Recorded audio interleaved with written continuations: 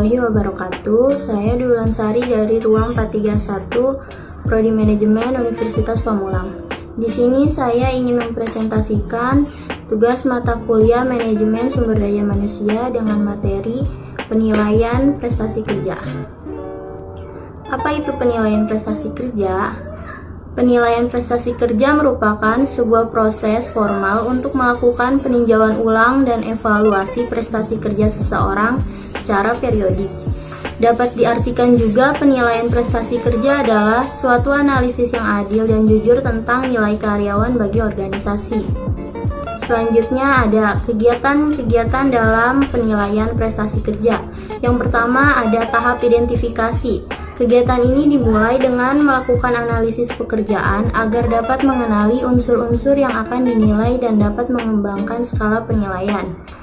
Selanjutnya ada tahap observasi. Semua unsur yang dinilai harus diamati secara seksama agar dibuat penilaian yang wajar dan tepat. Selanjutnya yang ketiga ada tahap pengukuran. Dalam pengukuran, para penilai akan memberikan penilaian terhadap tingkat prestasi karyawan yang didasarkan pada hasil pengamatan pada tahap observasi. Yang keempat, tahap pengembangan. Pengembangan perlu dilakukan apabila ternyata ada perbedaan antara apa yang diharapkan oleh pimpinan dengan hasil kerja karyawan. Selanjutnya, terdapat beberapa faktor dalam melakukan penilaian prestasi kerja. Yang pertama, yang dinilai adalah manusia di samping memiliki kemampuan tertentu juga tidak luput dari berbagai kesalahan. Yang kedua, tolak ukur penilaian harus realistik dan dilakukan secara objektif. Yang ketiga, hasil penilaian harus disampaikan kepada pegawai yang dinilai. Yang keempat, hasil penilaian harus terdokumentasikan dengan rapi dalam arsip kepegawaian. Yang kelima, menjadi bahan dalam mengambil keputusan terkait mutasi pegawai. Selanjutnya ada manfaat penilaian prestasi kerja. Yang pertama, mendorong peningkatan prestasi kerja. Yang kedua, sebagai bahan pengambilan keputusan dalam pemberian imbalan. Ketiga, untuk kepentingan mutasi pegawai. Keempat, guna menyusun program pendidikan dan pelatihan. Kelima, membantu para pegawai menentukan rencana karirnya. Selanjutnya, tujuan umum dari penilaian prestasi kerja. Yang pertama, penilaian prestasi kerja bertujuan untuk memperbaiki pelaksanaan pekerjaan. Kedua, bertujuan untuk menghimpun dan mempersiapkan informasi bagi pekerja dan para manajer dalam membuat keputusan. Yang ketiga, bertujuan untuk menyusun inventarisasi SDM di lingkungan organisasi yang dapat digunakan dalam mendesain hubungan antara atasan dengan bawahan. Yang keempat, bertujuan untuk meningkatkan motivasi kerja. Selanjutnya, tujuan khusus dari penilaian prestasi kerja. Yang pertama, merupakan kegiatan yang hasilnya dapat dijadikan dasar dalam promosi, menghentikan pelaksanaan pekerjaan yang keliru, dan lain-lain. Kedua, menghasilkan informasi yang dapat digunakan sebagai kriteria dalam membuat tes yang validasinya tinggi. Ketiga, menghasilkan informasi yang merupakan umpan balik bagi karyawan dalam meningkatkan efisiensi kinerjanya. Yang keempat, berisi informasi yang digunakan untuk mengidentifikasi kebutuhan pekerjaan dalam meningkatkan prestasi kerja. Yang kelima, memberikan informasi tentang spesifikasi jabatan. Syarat sistem penilaian prestasi kerja. Yang pertama, harus keterkaitan langsung dengan pekerjaan. Dua, suatu sistem yang digunakan harus praktis. Ketiga, harus ada standar yang jelas. Keempat, harus ada kriteria yang objektif.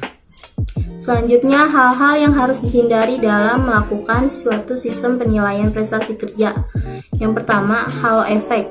Kedua, menghindari penilaian yang ekstrim.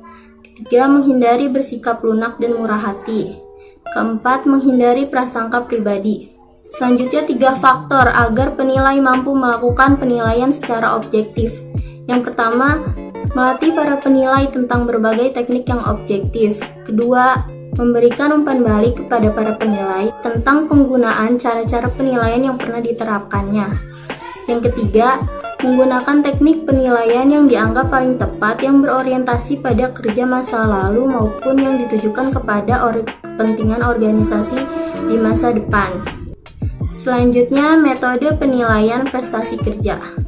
Yang pertama ada metode uraian ringkas.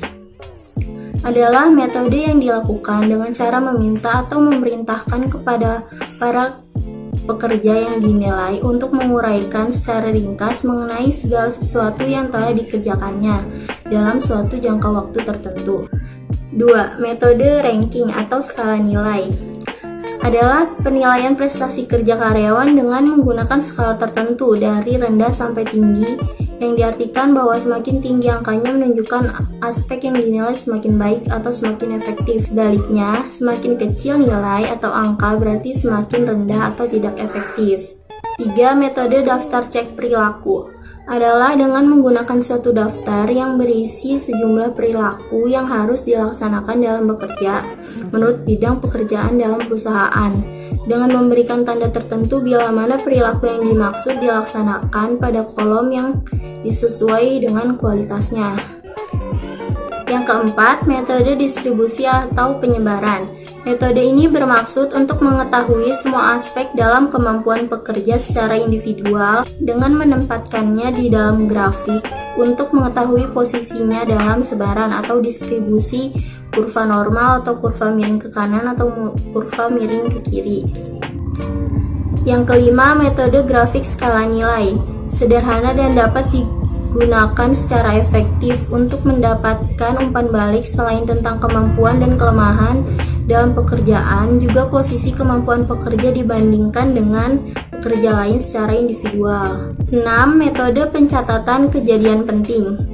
Dengan menyediakan lembaran kertas kosong untuk mencatat pelaksanaan pekerjaan oleh seseorang. Pencatatan berkala tersebut dilakukan selama periode penilaian kinerja, yakni antara selesainya penilaian kinerja yang satu dengan yang lainnya. 7. Manajemen berorientasi pada hasil. Metode ini dilakukan dengan membandingkan antara hasil yang dicapai dalam pelaksanaan dan tujuan berupa sasaran atau target yang harus dicapai selama satu periode tertentu. Selanjutnya, yang ke-8, metode penyusunan dan review perencanaan. Metode ini sebenarnya berfokus pada proses, tidak pada hasil atau sasaran, dan cenderung pada penerapan manajemen pengendalian mutu terpadu. Akan tetapi, karena proses berpengaruh pada hasil, maka sulit dibedakan dengan penilaian kinerja yang berorientasi dengan hasil. Pengertian berfokus pada proses adalah bagaimana kerja yang akan berlangsung sebagai rangkaian kegiatan direncanakan untuk menghasilkan suatu produk berkualitas.